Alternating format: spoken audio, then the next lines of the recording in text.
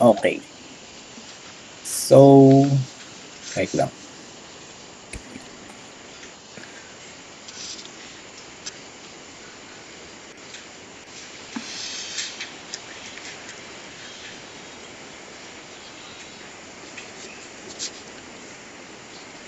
Ayan. So, good evening sa atin lahat. Ah, Ngayon ang topic natin is about understanding information systems. So, last session or last topic natin sa course packet 2, ang pinag-usapan is about the business function and process, kung saan yung departments and the workflows ay yung bagay na nagko-connect sa kanila. So, ngayon naman ang pag-uusapan is about understanding the information systems. So yung focus ngayon is kung papaano na ang mga departments na nasa business ay nalalaman nila kung ano yung nangyayari sa isang business. And yung kung paano nalalaman yun is because of the information systems. And by the end of the session, malalaman nyo kung ano ang pagkakaiba ng data from information, and malalaman nyo yung distinction ng iba't ibang information system, kung paano sila gumagana, at yung 5 major types of business information systems. So, next slide please. Ayan. So, ito yung pinaka-topic natin for this session. The data information and knowledge system concept, manual versus computer-based systems, and business information systems, at saka yung putting it together or yung ina-apply itong mga systems into the levels of management. So, next slide po. Ayan. So, dito naman sa part na to, ito yung mga words na parang kung isipin nyo, the same lang sila or similar sila. Pero meron silang pinagkakaiba talaga in actuality. So, for example, kapag sinabing number 40, ano ba yung parang naisip nyo? Di ba parang hindi siya useful kung number 40 lang siya? So, yung number 40 na yon, that is an example of data. Ano ba yung data? So, data is the raw fact or the facts without the context. Ito yung mga, kumbaga, numbers lang. Parang hilaw siya na information or facts na nagte-tell about something. So, that is the data. Ngayon, kapag naman sinabing employee that work for 40 hours this week, so suddenly, yung data na 40, meron na siyang information. Meron na siyang meaning. So, the information naman, ito naman yung data na na-organize to be meaningful, or yung data na na-organize para magkaroon siya ng context or meaning. So, yun ang information part naman. And next is yung knowledge. Yung knowledge naman, ito naman yung kapag sinabing kung ang employee nag-work siya in a overtime, kaya next week mag-a-adjust siya ng schedule niya. So, that is knowledge naman. Knowledge naman is kapag naintindihan mo na yung data and information at nagagamit mo yung data and information para magamit ito into decision making. So, that is knowledge naman. So, kung mapapansin nyo dito sa illustration, meron siyang mga arrows from data to information, from information to knowledge. So, ayan naman, yung pagto-turn ng data into information, hindi siya automatic. So, kung paano nagiging information ng kung paano nagiging data ang isang information, hindi siya automatic, and so on. Lahat yan meron siyang process na ginagawa. Meron silang proseso bago maging information ng isang data, bago maging knowledge ng isang information, lahat yan may mga process. And yung mga process na yon, that is the selecting, organizing, calculating, yan yung mga process. And lahat ng process naman na yon, nagre-require ng knowledge para malaman mo kung ano yung mga bagay na i-select mo, ano yung mga bagay na i-arrange mo. So, ayan yung parang process. Lahat yan mayroong process para ma-turn yung data into information and so on. So, next slide po. Ayan. So, dito naman tayo sa system concept. So, kung mapapansin nyo, meron dyang input, output, processing. So, now, in the system naman, in the pinaka-simple sense or pinaka-basic na definition, yung system is just a set of components na nag-work together towards a single goal. So, that is pinaka-basic sense ng system. So dito makikita nyo na wait lang. So sa lahat kasi ng system or information system, no matter how advanced or how simple they are, lahat ng information system nagpa-follow yan ng parang isang loop lang. And that loop is the 4 part. At ayan yung input, processing, output, and then feedback. And lagi yung parang pina-follow ng lahat ng information systems. Always those loops. So sa first part naman is yung input.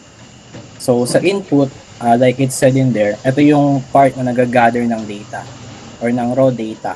So for example, sa isang business, sa payroll system para sa employees, ang input part, ito yung nag-gather kunwari ng number of hours na tinrabaho ng isang employee. Yun yung data na ginagather ng input. And then yung input na yun napupunta sa processing. Sa processing naman, dito nagko-convert ng data into something useful or something na nagagamit. So for example, yung number of hours na tinrabaho ng isang employee, kino-convert ito from input into processing into the data na magagamit para something. Kunwari, yung number of hours converted into the total number of pay of the employee. So yun yung processing part naman. And then the next is the output. Ito yung useful information. At ito yung result na inilalabas from input to processing. Ito yung nilalabas na information, which is the output. So for example, sa business, output is the printed paycheck, yung mga paycheck na piniprint para sa employees. And doon nakikita yung total number of hours, total number of pay, dahil doon sa hours. So yun yung parang pinaka-output. Yun yung mga informations na inilalabas na nanggaling sa input sa processing. Siya yung pinaka-final output. And for example, another, sa mga managers, mga reports, diba? Mga kung sino yung mga pinakamataas na employee performance, pinakamababang employee performance, and so on. Yun yung parang example of outputs when it comes to business. Ngayon naman, yung last part is the feedback. Sa feedback naman, ito naman yung part na parang nag-flow back ng information para mag-correct ng isang mistake sa isang input or processing. Or ito yung parang information na ibinabalik ng system para lang ma-correct yung isang mali na input sa isang system. So for example, sa isang employee, ang nagawa nila is na-type nila 400 hours instead of 40 hours. So ang parang function ng feedback is i-remind yung employee or i-correct yung employee na meron silang namali sa input na ginawa nila. So yun yung parang feedback. Kapag merong mistake sa input ng isang system, merong feedback na nagbabalik ng information para lang maitama yung error na yun sa paglagay ng information. Okay, so next slide po. Eto. So, the manual versus computer-based information systems. So, sa information system kasi, hindi lang siya lagi gumagamit ng computers. Hindi lahat ng information system is gumagamit ng computer or kailangan ng computer. Dahil dati, merong manual system na ginagamit. And yung manual system na yon, it is also considered a information system. Excuse. So, for example, etong sa manual system, so isipin niya dati in the old school days kapag sa mga stock market analysts. Ang stock market analysts dati, gumagamit sila ng trading charts. And yung trading charts na yon, hindi yun computer. Lahat yun gawa lang sa papel and pen. Parang sinusulat nila yung trend lines, yung up and down fluctuations ng prices. Sinusulat nila lahat ng mga price changes. So, yun yung example ng isang manual system back in the day. Kung saan parang sinusulat nila lahat handmade para makita nila yung mga informations, para makita nila kung saan potentially papunta yung prices. Yun yung ginagamit dati na manual system na makakonsider din as information system. Kasi meron dong input, merong processing, output. Pero lahat nga lang din is ginagawa manually through pen and paper, handmade lahat. Wala siyang computer. That is the example of the manual system. And sa computer-based system naman or computer-based information system or CBIS, ito naman yung mga gumagamit ng computer. syempre, sila yung mga parang powered by the computer na tools na ginagamit for information system. And mostly sa kanila is gumagamit ng 5 components para gumana. That is the hardware, the software, database, telecommunications, and people and procedure. So ito mostly yung ginagamit ng mga business ngayon kasi modernized na. Yung mga computer-based information system or CBIS. Ayun yung pinaka-distinction lang nila. Kaya sa information system, lagi niyang tatandaan na hindi lang siya computer-based. Ang information system lang is basta merong nangyayaring input, processing, and output at saka feedback, automatically ano na siya, information system na siya. Kahit nasa pen and paper pa siya or kahit na nasa computer pa siya. Lagi siyang information system if meron siyang yung 4-part loop. Okay, so next slide po. Ayan. So ito rin naman yung information technology versus information system. Isa rin siyang parang nakakalitong term kung iisipin nyo kasi almost the same lang sila. Pero meron silang pinaka-distinction talaga. And yung pinaka-isang distinction nila, for example, sa information system kasi ito yung parang whole system or yung kabuuang sistema ng informations. Dito nakalagay yung technology, plus the people, plus the process. Ayun yung parang kabuuang system of information. While the information technology naman, ito naman yung parang tools lang na ginagamit inside sa information system. Kumbaga, the information system is the whole system, while the information technology is part lang ng information system. So, gets ba? So, tulad nga na sinabi ko kanina, when it comes to information system, hindi siya nagre-require lang ng computer. Kahit pen and paper lang siya, pwede siyang mangyari or magamit. So, next slide po. Ayan. So, ngayon, dito naman tayo sa 5 business information. Parang overview lang to, pero you can do further research pa para mas magets nyo. So ngayon, merong 5 major types of business information systems na kailangan natin talagang magets. And lahat ng to is gumagamit din ng same 4-part loop na sinabi ko kanina. Yung input, processing, output, and feedback loop. Lahat ng yan ginagamit din yun. Pero applied lang in a specific way para sa isang business. Pero lahat sila, same lang din yung ginagamit. Next slide po. Ayan, so moving on, the e-commerce or the electric and mobile commerce. So to simply put, ang e-commerce is any business or transaction na nagagawa through electronically means between parties. So lahat siya ng transactions na ginagamit through electronically means. Ayun na yung e-commerce. So first part of the e-commerce is the B2B or business to business. Ang example ng B2B is ito yung company system papunta or provided into another business. Parang supplier ordering from a portal. Ano siya? Parang private website or digital dashboard na owned by a specific business. And yung parang service or product nila na ito, pinaprovide nila to another business. Kaya sinasabi nila na B2B, business to business. Parang ang isang business owner na merong service, pinaprovide nila ito into another business as a service or tool na magagamit nila. Kaya B2B. Ang nangyayaring transactions is business to business lang. And another one is business to consumer. Dito naman, kadalasan is yung mga bagay na ginagamit natin regularly. Tulad ng mga Shopee, Lazada, or food ordering app ng mga Food Panda, mga ganon. Yan yung example ng B2C or business to consumer. Ito naman is yung business from a business providing to a consumer. Kumbaga, merong isang business na nagpo-provide for the consumer. Kaya direct na B2C or business to consumer ang nangyayari. And next naman is to C2C. Ito yung consumer to consumer. Example na to is yung Facebook Marketplace. Kung saan ang specific person na considered as consumer din is pwedeng magbenta or mag-sell ng product or service through Facebook Marketplace into another consumer or another person. Kaya consumer to consumer ang mangyayari. From consumer, nagpa-provide siya or nagbebenta to another consumer. Kaya C2C siya. So, next slide po. At, so, ito ang isang major ano rin siya. Information system. Ito yung TPS or Transaction Processing System. So, sa TPS or Transaction Processing System, ito yung system na nagpa-function para mag-record ng routines within the business.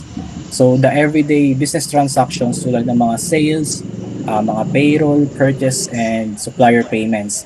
Dito lahat nare-record yun sa TPS or Transaction Processing System.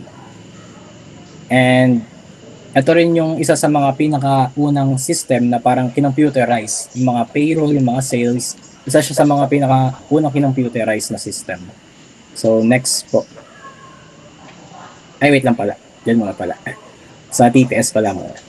So, sa TPS, napansin nyo ba na kung paano lahat ng mga departments, yung Department of Sales, Department of Payroll, Department of Purchase and Receipts, lahat sila parang sari-sarili sila.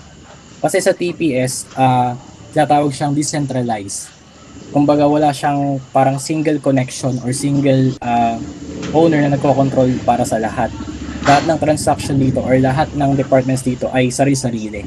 Kaya decentralized. Kaya kung mapapansin niyo parang kalat-kalat siya at hindi siya connected sa isa-isa.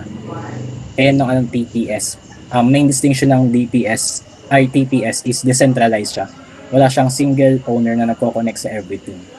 So, next slide, please. Ayan. So, ERP. Ito yung Enterprise Resource Planning. So, sa Enterprise Resource Planning, ito naman yung parang upgraded or improved version ng TPS. Kasi dito, ang ginagawa ng ERP is kinukuha niya lahat ng separate departments and pinupunta niya ito sa isang shared system. Kaya parang lahat ng departments kinukuha niya. And then yung mga departments na yon, ginagawa niyang one shared system. Kaya parang iisa lang siya ng database. So, yun yung main difference niya sa TPS. Kasi yung TPS more of decentralized siya, sari-sarili. While the ERP is centralized. Lahat ng database is connected sa isa't isa. Meron na siyang one point. Kaya tinatawag siyang centralized. Kabaligtaran siya ng TPS. And, ayun, so, next slide po. Ay, wait lang pala. Pabalik pala sa TPS.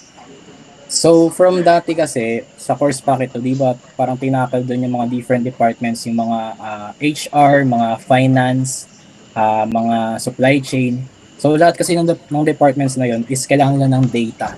And yung ERP, ito yung ginagamit na tools para lahat ng data ng departments na yun nako-connect into one shared database para lahat sila parang organized tsaka efficient sa pag-ooperate kapag kailangan ng data. And ayun, next slide. Eto. Now the MIS or the Management Information System. So ito naman, nag-exist naman ang MIS by the word itself na nakalagay dyan, to do things right. So parang ang function ng MIS, tinutulungan niya ang managers to do things right. Parang tinutulungan niya yung manager na gumawa ng routines para mag-operate yung business from day to day. Kinukuha niya yung mga data from TPS and ERP para gumawa siya ng routine tulad ng standard reports, summaries, mga inventory reports, and attendance reports. Para tulungan niya yung manager na magawa yung lahat ng bagay ng maayos. So, meron diyang parang flow chart. So, sa flow chart na yan, makikita niyo yung mga functional areas, yung marketing, production, finance, and HR. Ayan yung mga functional areas na napupunta into the common database. So, sa common database naman, lahat naman doon, gumagawa naman ito ng standard reports para magamit ng managers at mabasa ng managers regularly. So, MIS is more about the efficiency in operating a business. Para yung day-to-day process or operation ng isang business, parang smooth siya, wala siyang problema. Kasi ina-assist niya yung manager to do things right. So, next slide please. Ayan. So, ito naman ang decision support system. Decision support system naman, kumpara sa MIS or Management Information System na tinutulungan ng manager to do things right, DSS naman, ito naman yung nagsusupport ng decision making. Syempre, by the word itself. Ito naman, it helps you to do the right thing. Kasi it helps you with the decision, di ba? So, ang DSS ay gumagamit at kumukuha ng mga summaries, exceptions, patterns, and trends at pinapatakbo at pinapagaling niya ito through analytical models. So, ngayon naman, ang key distinction naman dito, DSS is for supporting the decision making. Pero hindi ito gumagawa ng decision para sa manager. Dahil ang manager pa rin ang kailangan na gumawa ng isang decision. Kaya ang DSS, ginagawa lang niya parang nagbibigay lang ng support sa decision making ng isang manager. So, next slide. Ayan. So, tulad nga nasabi ko kanina, ito yung parang different levels of management na ginagamitan ng information system. So, from the bottom, andyan yung TPS. Ang TPS is mostly ginagamit siya sa operational level. Ito yung mga wide-based, mga high-volume na routine na gumagamit ng data on a daily basis ng malaking volume. And then the next one is the middle management. Dito naman gumagamit ng MIS at ito yung nagsaserve na middle management. At dito makikita yung mga parang more process na data, more process na informations para magamit to run the departments. And then the pinaka mataas na part, ito yung sa top management. Dito naman yung DSS. Ito yung pinaka strategic na part ng management. Kaya dito ginagamit yung DSS for decision making siya. So, yun lang. Next part. Ayan. So, for key takeaways, data and information is not the same. Tulad ng sabi ko kanina. Kasi data is raw and information is na data na na-organize na. And then, lahat ng information system, meron silang loops and that is input, processing, output, and feedback. Lagi siyang ganun, lahat ng information system. And then, the TPS versus ERP, pinaka-distinction nila, TPS decentralized while the ERP is centralized. Isa lang yung database nila. And ayun lang naman ang parang pinaka-gist ng topic for CP3. Kaya, yeah, tapos na. May question ba kayo? Hello, may question ba? Or wala na? Okay. Yung Samantha recording, pa-post na lang sa YT kasi checkan niya ni sir. Tapos, ayan, chat ka lang si sir, update na lang kayo kung ano pang kailangan na ipasa at Okay, no? Okay na ba? Thank you. Okay, thank